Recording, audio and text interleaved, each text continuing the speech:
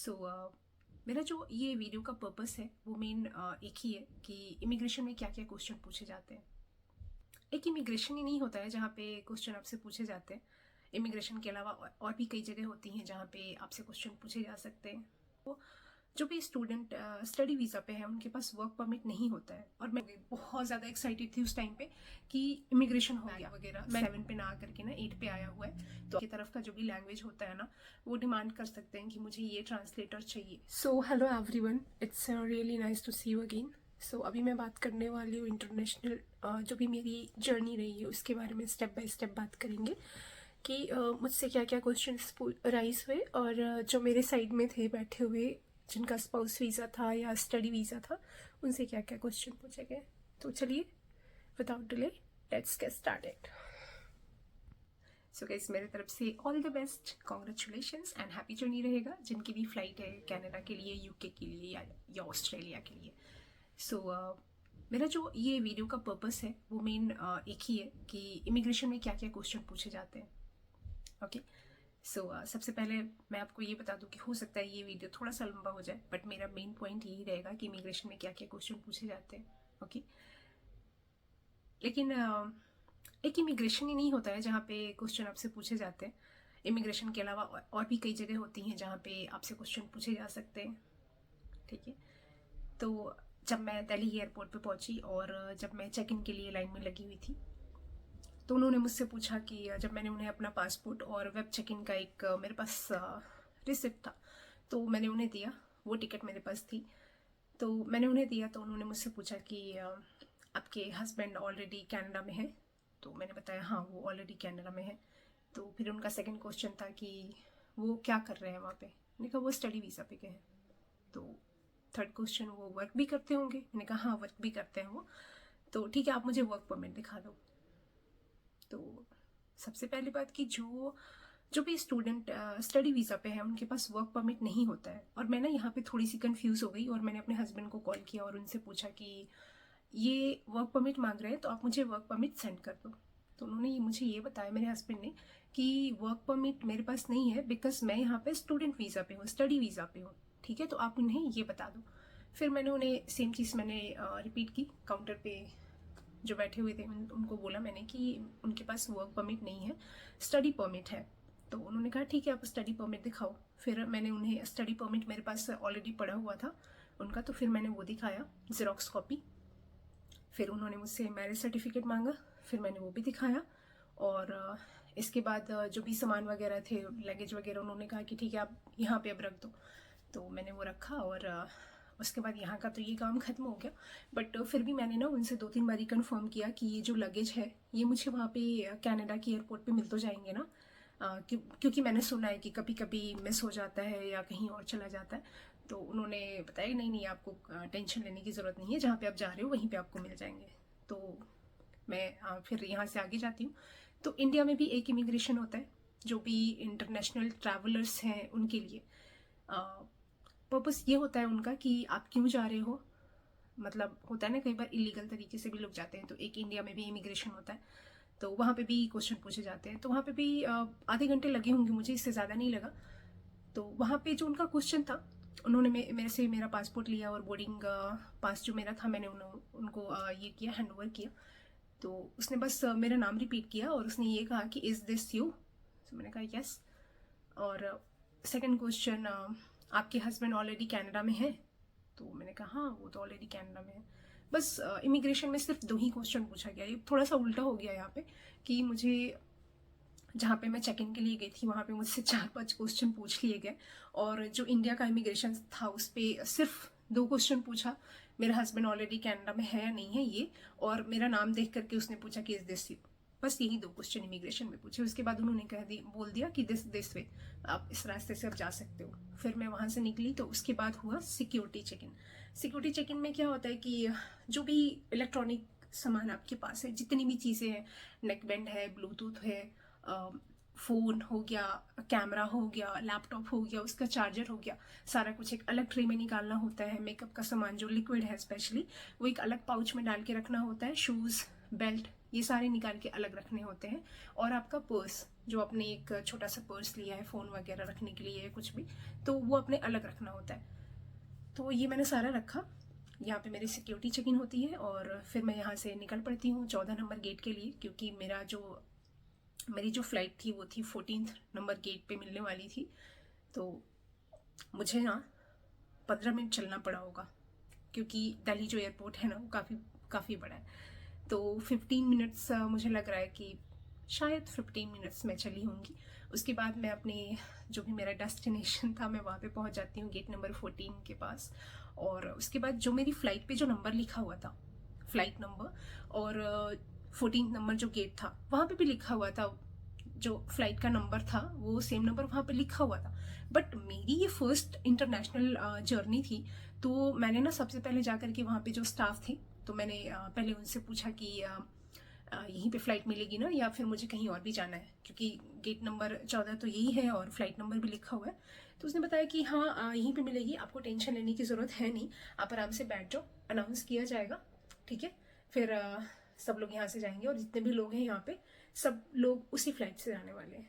तो फिर मैं वहाँ पे बैठ गई और बैठने के बाद भी ना मुझे चैन नहीं मिला। मैं सच बताऊँ तो मैंने वहाँ पे भी 5-6 लेडीज़ थी जिनसे मैंने कंफर्म किया कि ये जो फ़्लाइट है ये कनाडा ही जाने वाली है ना। मतलब मैं थोड़ी सी नर्वस थी वहाँ पे एक्चुअली में, क्योंकि मुझे डर था ना कि कहीं मेरी फ़्लाइट ना मिस हो जाए, कहीं मैं यहीं पे ना रह जाऊँ, या फिर कहीं दूसरी जगह मैं ना चली जाऊँ। मुझे बहुत अंदर से घबराहट हो रही थी सच में। तो मैंने ना 3-4 लोगों से वहाँ पे पूछा, और एक लड़की मुझे मिली जो वो भी फर्स्ट टाइम जा रही थी और उसका भी स्पाउस वीज़ा था। तो मैं ना थोड़ी रिलैक्स हुई जब वो मुझे मिली ना, तो मैं थोड़ी रिलैक्स हुई कि उसका भी फ़्लाइट नंबर सेम था और वो भी 3:30। उसने काफ़ी डिटेल्स में मुझे बताया कि आपको टेंशन लेने की ज़रूरत नहीं है, फ़्लाइट यही है और यहाँ से सब लोग जाएंगे, ठीक है। फ़्लाइट का नंबर अनाउंस होता है, आपने वहाँ पे पता कराया जो वहाँ पे स्टाफ बैठे हैं? तो मैंने कहा हाँ, मैंने तो वहाँ पे फर्स्ट में ही जाते ही मैंने सबसे पहले वहाँ पे चेक किया। तो कहने कि नहीं फिर कोई टेंशन नहीं, आप यहाँ पे आराम से बैठो। तब जा कर के मेरी जान में थोड़ी जान आई और फिर मैं वहाँ पे आराम से बैठ जाती हूँ। और आधे घंटे बाद वो अनाउंस करते हैं कि जितने भी लोग हैं वो प्रस्थान कर सकते हैं। तो फिर यहाँ से मेरी जर्नी स्टार्ट हुई दिल्ली से टोरंटो की। तो इंडिया में 2 जगह मुझसे क्वेश्चन पूछे गए, एक तो बोर्डिंग पास लेते हुए और दूसरा इमिग्रेशन में, ठीक है। तो ये सब होने के बाद फिर मैं फ़्लाइट में बैठती हूँ और जर्नी थोड़ी सी हेक्टिक थी मेरी, बिकॉज पंजाब से दिल्ली आना, फिर दिल्ली से इतने घंटे का सफ़र, वो भी डायरेक्ट फ़्लाइट थी मेरी। तो थोड़ा सा टाइम इसमें ज़्यादा लगा मेरा। और मेरे साथ एक अमेजिंग एक्सपीरियंस मेरा ये हुआ कि मैंने ना अपनी लाइफ में पहली बार सनराइज़ 2 टाइम देखे। एक तो जैसे ही मैं फ़्लाइट पे बैठी तो 4 घंटे बाद, और टोरंटो पहुंचने से पहले 1 घंटे पहले मैंने फिर से सनराइज़ देखा। तो ये मेरे लिए वाकई बहुत ही अमेजिंग एक्सपीरियंस रहा। और आसमान तो मानो जैसे होता है ना कि 2-3 कलरफुल ऐसे चादर डाले हुए पड़े हैं, बहुत ही प्यारा लग रहा था गाइस, मैं क्या बताऊँ, मतलब बहुत ही प्यारा नज़ारा था सच में। तो 1 घंटे बाद मैं पहुंच जाती हूँ टोरंटो, और यहाँ पे मैं बहुत ज़्यादा एक्साइटेड थी कि फाइनली मैं पहुंच गई। तो यहाँ पे क्या होता है कि जहाँ पे सब लोग निकल के जिधर जाते हैं और अनाउंसमेंट हुआ कि हमारा जितना भी बैग है, जितने भी यहाँ पे ट्रैवलर्स हैं, उनका जो लगेज है वो 7 नंबर बेल्ट पे मिलेगा। तो मुझे लगा सबसे पहले बेल्ट पे जाना है, वहाँ पे अपना लगेज कलेक्ट करना है।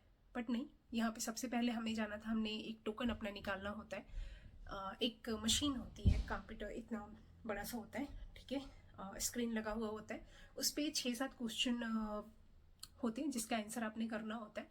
क्वेश्चन यही होता है कि आपका स्पाउस वीज़ा है, वर्क वीज़ा है, स्टूडेंट वीज़ा है, ठीक है, आप यहाँ पे कितने दिनों के लिए आए हो, आपने कोई ऐसा काम तो नहीं किया जिससे किसी को प्रॉब्लम हो सके, जैसे कि अनएथिकल, आपको डिपोर्ट तो नहीं किया गया, ये सब क्वेश्चन होते हैं। ये सब करने के बाद आपने कंफर्म करना होता है और उसके बाद एक पिक्चर आता है, तो उस पर आपने क्लिक करना होता है और सीधे खड़े होना होता है, ठीक है। वहाँ पे एक पिक्चर क्लिक होगी और उसके बाद फिर से आपने कंफर्म करना होता है। तो यहाँ पे आपका एक टोकन निकल के आ जाएगा, ठीक है। टोकन निकालने के लिए आपके पास पासपोर्ट आपके हाथ में होना चाहिए, पासपोर्ट स्कैन करके ही वो प्रोसेस होता है। तो यहाँ पे आपने टोकन अपने ले लिया, और टोकन लेने के बाद क्या होता है कि एक फर्स्ट इमिग्रेशन होता है एंड देन सेकंड इमिग्रेशन होता है। फर्स्ट इमिग्रेशन में सिर्फ 1-2 क्वेश्चन पूछे जाते हैं, मुझसे बस मेरा नाम पूछा, सिंपल, और मुझे आगे जाने के लिए बोल दिया। मुझे लगा ये इमिग्रेशन था। मैं एकदम खुश हो गई। मैंने कहा ये इमिग्रेशन इतना छोटा होता है, मतलब एक क्वेश्चन पूछा सिर्फ। मुझे बिलीव नहीं हुआ कि एक क्वेश्चन सिर्फ, मतलब पासपोर्ट मैच किया और मेरा चेहरा मैच किया और मेरा नाम पूछा, बस यही किया उसने और मुझे आगे भेज दिया। मैं बहुत खुश हो गई, बहुत ज़्यादा एक्साइटेड थी उस टाइम पे कि इमिग्रेशन हो गया। मैंने मैंने वहाँ पे वीडियो रिकॉर्ड करने लगी खुश होकर के कि अब तो मेरा इमिग्रेशन हो गया, अब तो मुझे बस सामान लेना है और जाना है। बट मेरी खुशी ना, सच बताऊँ तो ज़्यादा देर तक रुकी नहीं, बिकॉज किसी ने बताया मुझे कि ये इमिग्रेशन नहीं था, इमिग्रेशन अब होगा, जिसमें मुझे 2-3 घंटे टाइम लगे और मैं बहुत ज़्यादा नर्वस थी। हालांकि मेरे हस्बैंड ने मुझे बता रखा था कि उन्होंने मुझे ये बताया था कि नर्वस नहीं होना है, आंसर को सुन के अच्छे से तब रिप्लाई करना है, ऐसे जल्दी से रिप्लाई नहीं करना है, घबराना नहीं है। तो मैं यही सब सोचे जा रही थी कि अच्छा ओके, घबराना नहीं है, शांत होकर के रिप्लाई करना है और जो भी आंसर वो पूछेंगे एग्जैक्ट उसी का आंसर देना है, घुमा के आंसर नहीं देना है। तो ये सब बातें जो है मैंने अपने दिमाग में रखी हुई थी। जब मेरी बारी आती है तो मैं गई इमिग्रेशन में। फिर सबसे पहले मैंने उसे गुड मॉर्निंग विश किया और मेरा जो पासपोर्ट था और बोर्डिंग पास था, मैंने जो भी मेरे पास था मैंने उसे, मुझे एग्जैक्टली याद नहीं मेरे हाथ में क्या क्या था सच में। मैंने बस गई और मैं उसे ऐसे पकड़ा दिया मैंने। तो उसने मुझसे पूछा कि आपके हस्बैंड कौन से कॉलेज में पढ़ते हैं, तो मैंने उस कॉलेज का नाम बताया। फिर उनका ये क्वेश्चन था कि वो कब से पढ़ रहे हैं। तो उस टाइम पे ना मैंने ये क्वेश्चन, मुझे बिल्कुल ये नहीं था कि ऐसा भी वो क्वेश्चन पूछेंगे कि कब से पढ़ रहे हैं। तो मैंने ना उनको एग्जैक्ट बता दिया कि देखो फ्लाइट तो उनकी इतने तारीख को थी और इतने तारीख से उनकी क्लासेस स्टार्ट हुई, शायद जहाँ तक मुझे याद है वो एग्जैक्टली यही होना चाहिए। मैंने ऐसे करके उनको बोला। तो उसने कहा ओके। सो नेक्स्ट क्वेश्चन, आप क्या करते हो। तो तीसरा क्वेश्चन उनका ये था और चौथा क्वेश्चन ये था कि क्या आप यहाँ पे रुकने वाले हो स्टडी अपने हस्बैंड का कंप्लीट होने के बाद। तो मैंने बस सिंपली रिप्लाई किया कि नहीं, मुझे रुकना नहीं है, बस मैं अपने यहाँ पे आई हूँ बस उनके स्टडी तक रुकने के लिए। फिर उनका नेक्स्ट क्वेश्चन ये था कि आपका पर्पस क्या है यहाँ पे विजिट करने का। तो ये 4-5 क्वेश्चन थे जो मुझसे पूछे गए थे और उसके बाद उन्होंने मुझे एक वर्क परमिट दिया। एक पेपर होता है कलरफुल। तो जब उसने मुझे पेपर दिया तो उन्होंने मुझे ये बताया कि आपने इसका ज़ेरॉक्स नहीं कराना है और प्लास्टिक कॉपी नहीं करानी है, बिकॉज अगर आप प्लास्टिक कॉपी कराते हो तो ये वैलिड नहीं है, ठीक है, तो ये आपका बेकार हो जाएगा सारा कुछ, तो आपने प्लास्टिक कॉपी नहीं करानी है। तो ये मेरे लिए एक बहुत बड़ा इन्फॉर्मेशन था। तो ये था, उन्होंने मुझे ये बताया और यहाँ पे मेरा कंप्लीट हो गया। फिर मैं यहाँ से निकल जाती हूँ, अपना बैग लेती हूँ जो कि 7 नंबर बेल्ट पे ना आकर के 8 नंबर पे आया हुआ था। मेरे हस्बैंड ने चेक करके मुझे ऑनलाइन बता दिया था कि आपका बैग वगैरह 7 पे ना आकर के ना 8 पे आया हुआ है, तो आप वहाँ से कलेक्ट कर लो। फिर मैं गई वहाँ से, मैंने अपने बैग वगैरह जो भी था सारा कलेक्ट किया और बाहर आ गई। तो बैग कलेक्ट करने से पहले ना एक लेडी मुझे मिली जो मेरी ही फ्लाइट में बैठी हुई थी और जब मैंने उनसे पूछा कि आपका इमिग्रेशन हो गया तो उन्होंने बताया कि हाँ मेरा तो हो गया, बट मेरी जो डॉटर इन लॉ है उसका नहीं हुआ। वो 1 घंटे से अंदर बैठी है, 1.5 घंटे हो गए हैं करीब। उसने मुझे बोला था कि मैं 1 घंटे में आ जाऊंगी, बट अभी तक आई नहीं। तो मैंने पूछा कि क्या हुआ था एग्जैक्ट, तो उन्होंने मुझे बताया कि वो ना उससे ज़्यादा क्वेश्चन करने लगे थे, वो थोड़ा घबरा गई है। तो ये रीज़न हुआ था उनके साथ, जिसकी वजह से उन्होंने उसे बिठा के रखा और क्वेश्चन पे क्वेश्चन ज़्यादा वो करने लगते हैं। जब भी उनको कोई शक होता है थोड़ा सा भी तो वो ज़्यादा क्वेश्चन करने लगते हैं। तो मेरी तरफ से आपका यही एडवाइस रहेगा कि आप ना नर्वस नहीं होना कभी भी, ठीक है।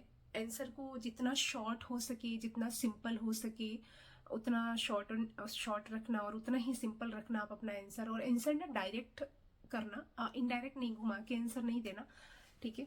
तो ये मेरी तरफ से आपकी एडवाइस रहेगी, बिकॉज आप नर्वस होते हो तो वो सोच में पड़ जाते हैं कि कोई ऐसा, ये सामने वाला बंदा ऐसा तो नहीं है जो इलीगल तरीके से एंट्री करता है, तो उनको ये चेक करना होता है।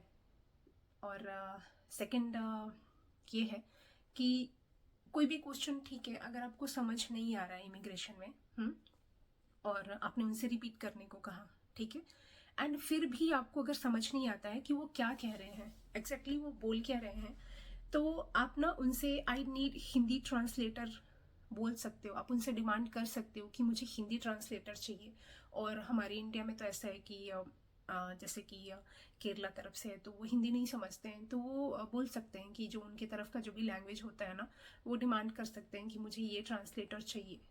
ठीक है, तो वो अरेंज करेंगे, उसमें थोड़ा टाइम लगता है। बट अगर आप समझ नहीं रहे हो ना, अगर आपको समझ नहीं आ रहा है तो आप आंसर ना करो। एक होता है ना कि चलो आधा आधा समझ करके अगर आप आंसर कर रहे हो ना, अगर आपने एक भी लाइन गलत बोल दिया ना तो आपको 1-2 घंटे तो वेट करना ही करना पड़ेगा। ठीक है, बिकॉज मेरे हस्बैंड ने मुझे बताया था, जब मैं फ्लाइट से पहले की ये बात है, कि एक लड़की आने वाली थी जिसने नर्वस होकर के ना गलत आंसर बता दिया था। ठीक है, तो गलत जब आंसर बताया तो सारा कुछ उनके पास लिखा हुआ रहता है। जो भी वो क्वेश्चन पूछते हैं ना, वो ऐसे नहीं पूछते, उनके पास ऑलरेडी सारा डाटा होता है। ठीक है, तो वो अगर आपका आंसर मैच नहीं होगा ना, जिन्होंने भी जो क्वेश्चन उन्होंने पूछा है, तो अगर मैच नहीं हुआ ना तो फिर वो आपसे ज़्यादा क्वेश्चन करेंगे। तो जब लड़की से क्वेश्चन पूछा गया था ना, तो उसने घबरा के कुछ और बता दिया था। तो फिर उसके हस्बैंड को कॉल किया गया और पूछा गया कि शादी का जो डेट था ना, उन्होंने घबरा करके ना कुछ गलत बता दिया। तो फिर उनके हस्बैंड ने बताया कि नहीं, वो थोड़ा नर्वस हो गई है, तो इस वजह से ना उसने ऐसे बता दिया, लेकिन हमारी जो एग्जैक्ट डेट है वो ये है। तब जा करके उन्होंने फिर उन्हें आगे बढ़ाया। ऐसा नहीं है कि वो डिपोर्ट कर देंगे या आपको वापस कर देंगे, ऐसा बिल्कुल भी नहीं है। हाँ, बट आपको वेट करना पड़ सकता है, जिसमें अगर आप एक बार नर्वस होते हो और अगर आपको वेट करने के लिए बोल दिया जाता है ना, तो बंदा और भी ज़्यादा घबरा जाता है। ये रियलिटी है, मतलब सच में ऐसा होता है। बिकॉज वो जिस लड़की ने गलत रिप्लाई किया था ना, वो भी बहुत ज़्यादा घबरा गई थी कि उन्होंने उसे वेट करने के लिए बोल दिया था 1 घंटे के लिए। और जब मैं बाहर आई थी, मेरा जब इमिग्रेशन कंप्लीट हो गया था गाइज, तो वहाँ पे भी एक लेडी बैठी हुई थी जो अपनी डॉटर इन लॉ का वेट कर रही थी।